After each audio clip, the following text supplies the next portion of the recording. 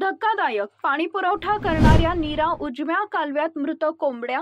रामराजे नाईक निंबाळकरांच्या स्टेटसनं प्रकार उघड. नीरा उजव्या कालव्याचे उन्हाळी हंगामासाठीचं आवर्तन सुरू झाले असल्यानं कालवा पूर्ण क्षमतेनं वाहत आहे. याचाच फायदा घेत अज्ञात इसमानं शेकडो मृत कोंबड्या कालव्याच्या पाण्यामध्ये टाकून दिल्या. दुष्काळी पट्ट्यातील गावांची तहान भागवणाऱ्या नीरा उजव्या कालव्यामध्ये खंडाळा तालुक्यातील पिंपरी गावच्या हद्दीत शेकडो मृत कोंबड्या वाहत असणारा व्हिडिओ समोर आलाय. हा व्हिडिओ विधान परिषदेचे माजी सभापती रामराजे नाईक निंबाळकर यांनी गुरुवारी आपल्या स्टेटसला ठेवून नागरिकांनी सावधगिरी बाळगा असा सल्ला दिला होता.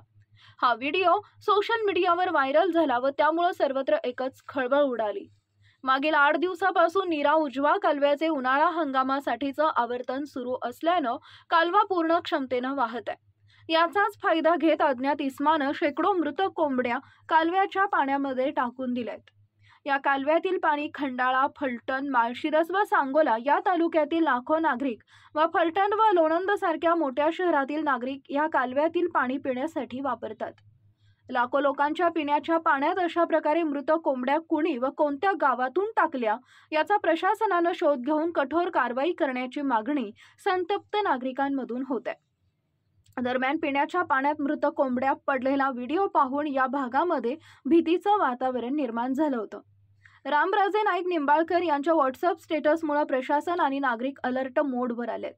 यानंतर प्रशासन कामाला लागले असून जिल्हा पशुसंवर्धन विभागानं या घटनेची दखल घेतली असून नेमक्या कोंबड्या कशामुळे मृत झाल्या आणि त्या कालव्यात कशा आल्या याबाबत तपास सुरू आहे.